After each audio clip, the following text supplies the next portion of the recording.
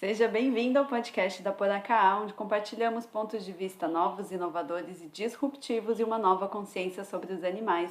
Se você está preparada para enxergar o seu animal sob uma nova perspectiva, você está no lugar certo.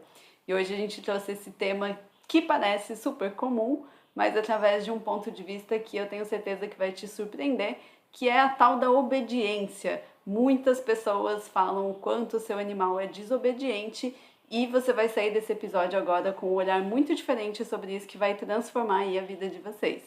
No episódio de hoje, eu quero muito trazer um insight que eu tive. Eu estava lendo na rede, e nem tem a ver com o que eu estava lendo no livro, sabe? Aquelas ideias que vêm do nada na cabeça, sobre essa questão de desobediente, né? O mal comportado. Aqui fica quase impossível a gente falar o quanto a gente não usa esse termo, porque a gente também não se identifica com as metodologias que buscam ensinar alguém ou algum animal através de uma maneira que ele precise se enquadrar e obedecer, se submeter de alguma maneira, né? Mas acho que isso é papo até para uma outra hora. Não é disso que a gente vai focar aqui, Não é é nem um muito pouco mais isso. legal. O que eu pensei foi muito de que o comportamento ele comunica, né? O famoso corpo fala. Às vezes a gente esquece isso, né? Porque a gente usa muito dessa nossa comunicação verbal, mas pensa que os cães não falam.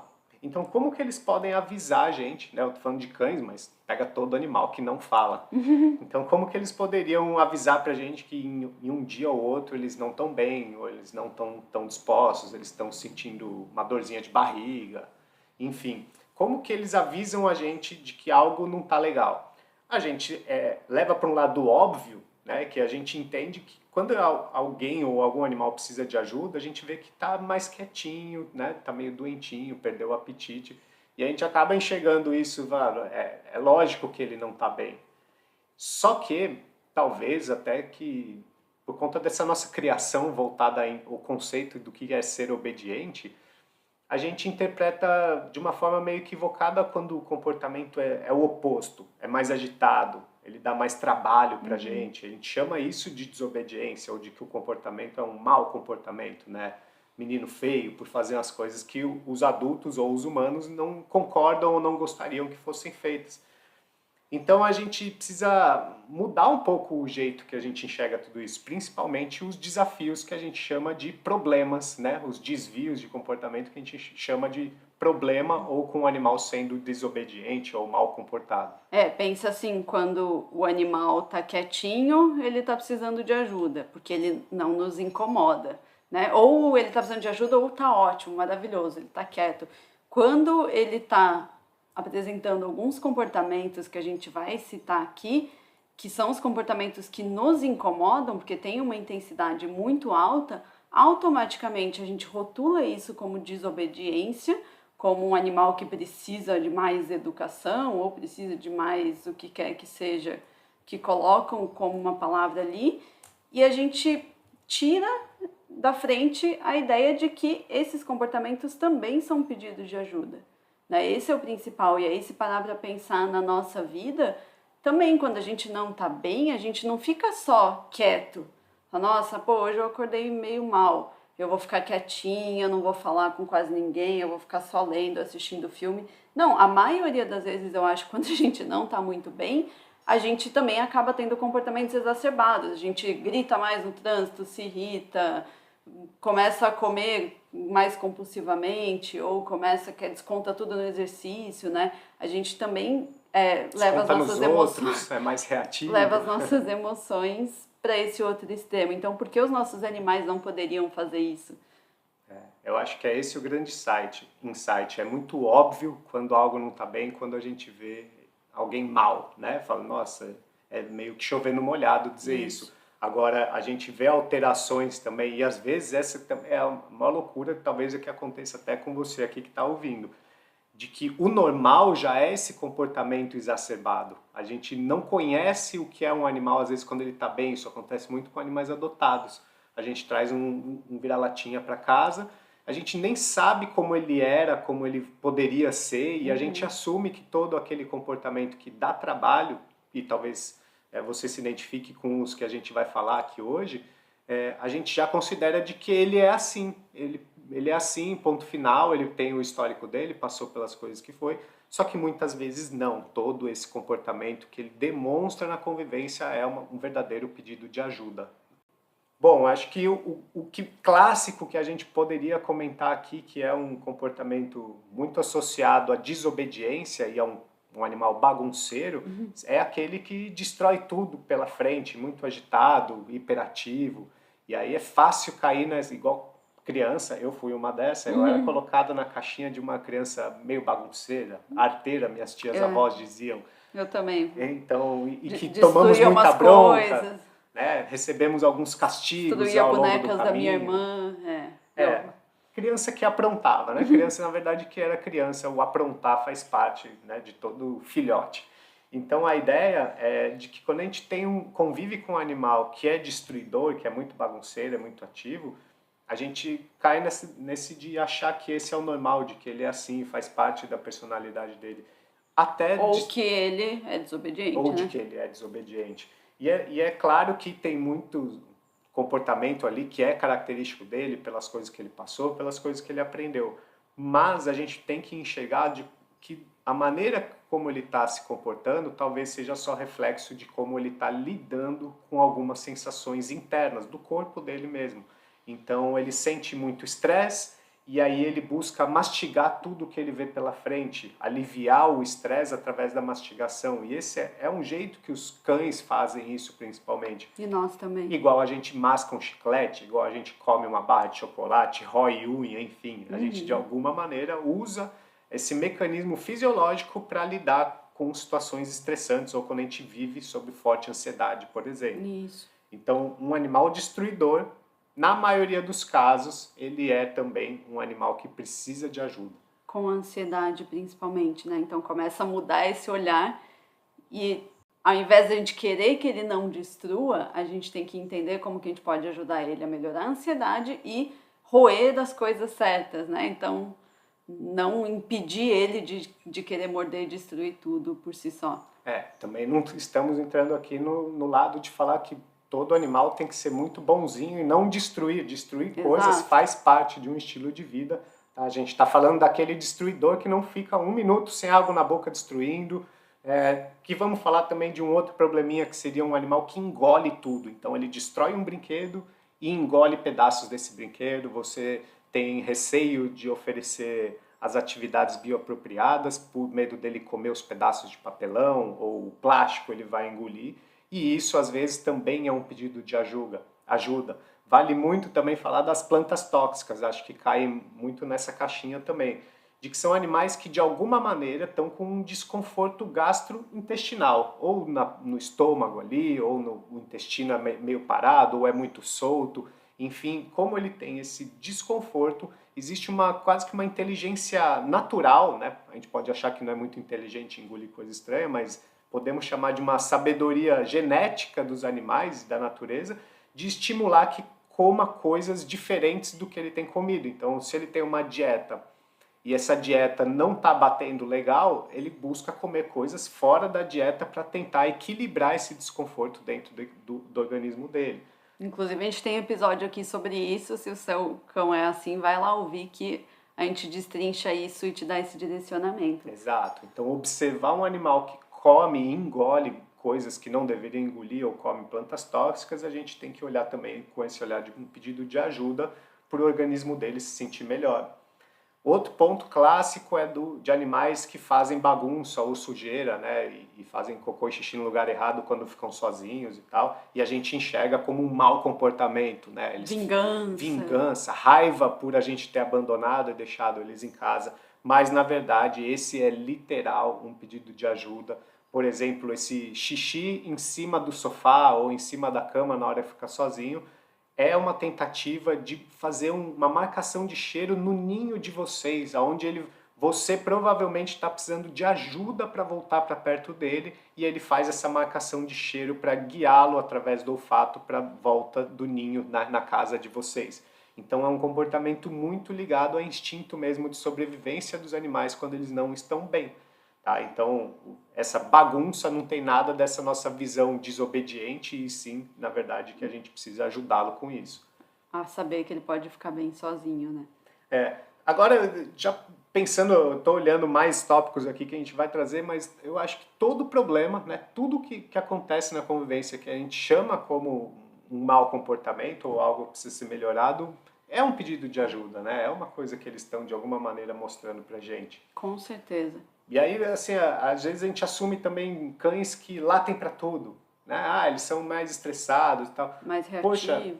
às vezes eu fico imaginando assim o são para esses caras passar por uma vida inteira dentro de um ambiente onde ele se preocupa com absolutamente tudo, né? Porque o latido ele não é um problema, ele é quase que um grito ali, né? Uma vocalização, é muito para lidar só com situações que são estressantes demais. Então, imagina um cão que vive numa casa onde é comum tocar o interfone, e toda vez que toca o interfone ele fica alucinado, né? Você vê que ele quase sai do corpo ali de tão estressado que ele fica. Então, o pedido de ajuda aí é no olhar de que a gente precisa ajudá-lo a lidar melhor com isso, porque vai ser muito frequente, então não faz bem, ele vai ter problemas sérios no médio e longo prazo de passar por isso com tanta frequência.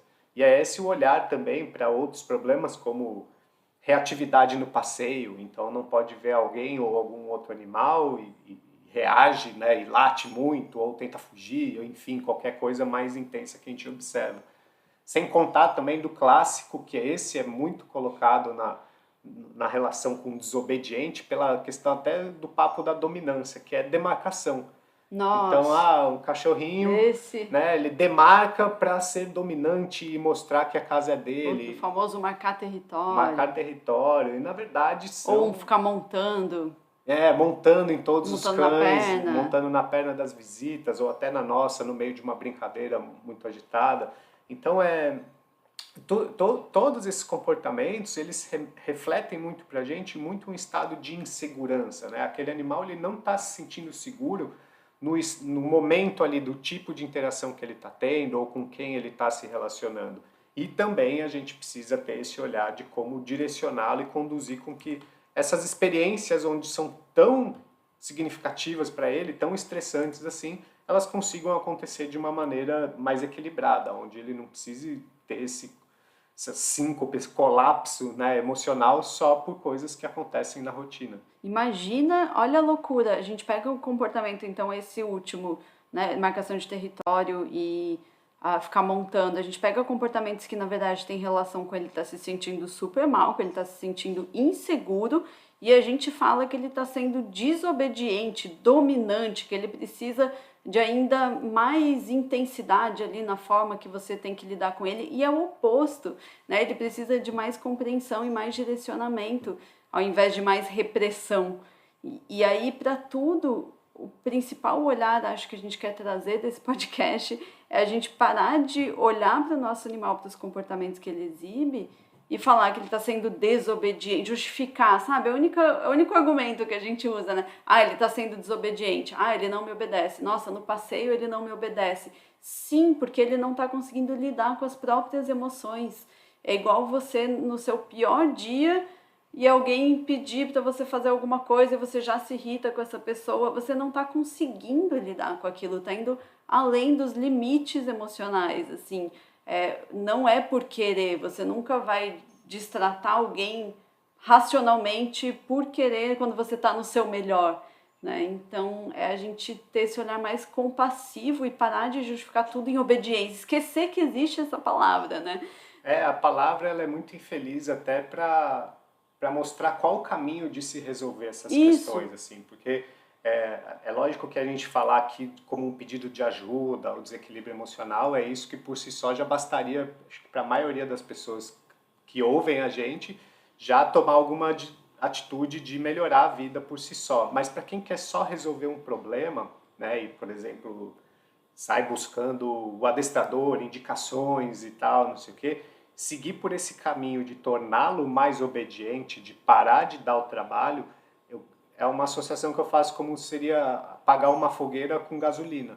É o que você falou, esse caso da dominância, dele se sentir inseguro e a gente usar ainda de repressão, tentar né? reprimir isso ainda pode...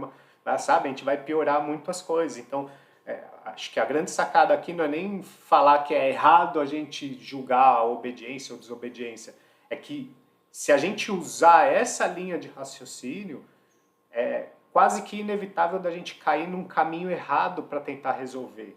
Isso. Então, enxergar tudo isso que a gente está passando aqui como um pedido de ajuda através do comportamento do seu cão ou do seu gato é o que te coloca no caminho certo para resolver essas dificuldades na convivência. Tá? Não é enxergar como um problema, vai ser muito mais produtivo do que apenas tentar reprimir a desobediência, o que te incomoda, é você conseguir ajudar o seu cão a se sentir bem, o seu gato a se sentir bem, a ponto dele não precisar mais demonstrar esses comportamentos que incomodam tanto. Exatamente. Tudo só um reflexo. E lembrando que a maioria das vezes a gente enxerga como um problema o que para ele está sendo uma solução. Então, se ele se sente inseguro e ele começa a fazer xixi, é a forma que ele está usando de lidar com aquela emoção, é o que ele tem para lidar com aquela emoção. Para ele, aquilo está gerando algo de bom, de certa forma. Não que a insegurança seja boa, mas o comportamento está trazendo uma sensação de alívio, igual a gente ansioso come alguma coisa, traz uma sensação de alívio. É lógico que a gente tem que trabalhar nessa emoção raiz, mas o problema, o seu problema, por exemplo, não é com a barra de chocolate, é a ansiedade, né? Então não é a barra de chocolate que é a grande questão e eu preciso me livrar de todas as barras de chocolate do mundo, né? Eu preciso lidar com a ansiedade. Eu vou lidar com a ansiedade. Então, esse olhar, eu acho isso muito legal que o Guilherme falou, que vai te colocar no caminho certo de realmente ter uma solução e ter uma harmonia na convivência a longo prazo, né? E que faz com que vocês dois fiquem melhores e tenham mais qualidade de vida, e não que a gente fique repetindo esses padrões só de repressão e de querer tirar... se enquadre. E de querer só resolver aquilo ali a qualquer custo, né? Não importa o que isso está gerando no animal, às vezes. É o que a gente tanto fala sobre inteligência emocional, porque é muito mais do que ter um cão treinado, né? É realmente a gente até evitar que alguns problemas surjam com as nossas mudanças de vida, com os nossos momentos mais desafiadores que eles passam junto da gente. Então, às vezes são práticas que a gente não faz uma correlação direta assim de, poxa, meu animal ele precisa... Seria legal ele conseguir colocar uma coleira calmo em casa para ele receber uma atividade bioapropriada, tudo dentro de casa. Aí muita gente questiona o que isso pode ter a ver com o passeio. Fala, mas ele é reativo na rua. Sim, mas se você está dando toda essa possibilidade dele usar a coleira e saber um caminho calmo, sabe? É isso que quem fez o curso até já deve estar ligando os pontinhos, que às vezes a gente faz várias práticas, vários treininhos que podem não ter nada a ver com o problema que precisa ser reprimido ou resolvido, né, desse ponto de vista da obediência. Então, a gente faz vários treininhos e práticas no dia a dia que fazem com que depois ele tenha já uma base pronta para quando ele precisa lidar com os momentos mais difíceis, né? E isso não necessariamente envolve a gente ficar passando pelo difícil e expondo um animal para o difícil todos os dias, né? Isso que é o olhar muito diferenciado de como tomar atitude de resolver isso. E lembrar que o seu animal não quer fazer nada contra você, de propósito. O que a gente chama de desobediência é simplesmente ele não conseguindo lidar com aquilo de uma forma melhor. Ele não está querendo te desobedecer e ele não está precisando que você seja mais firme. Ele está precisando mesmo que você o ajude a lidar com as próprias emoções. E aí pode ter certeza que quando ele estiver se sentindo bem, o que você comunicar, o que você quiser direcionar, o lugar que ele tiver, né, o que estiver acontecendo, ele vai saber lidar bem com isso. Ele vai responder ao que você está pedindo porque ele está calmo, focado, relaxado. E é isso que deveria ser a verdadeira obediência, né? E não ele responder a um comando a você a qualquer custo. Ficar no place. Ou simplesmente não exibir comportamento nenhum, né, praticamente. Então, espero que tenha te trazido aí essa mudança de olhar sobre obediência, sobre animais desobedientes. O seu animal não é desobediente, eu tenho certeza. Ele está usando só esses comportamentos para te comunicar sobre emoções que ele está sentindo e precisando de ajuda, precisando de um direcionamento. O que eu faço com essa emoção, então, né? Ao invés de exibir ela de uma maneira tão intensa. Se você gostou desse episódio, como uma troca para nós, compartilha ele com alguém, deixa 5 estrelas aqui na avaliação para que ele chegue a mais pessoas. E se você compartilhar no Instagram, marca a gente, segue lá também, @poracá, se você não segue. Aqui na descrição vou deixar alguns links, o link do Instagram, do nosso curso de inteligência emocional, se você tiver interesse em ver. E obrigada por nos ouvir e hoje ter escolhido expandir a consciência sobre o seu animal.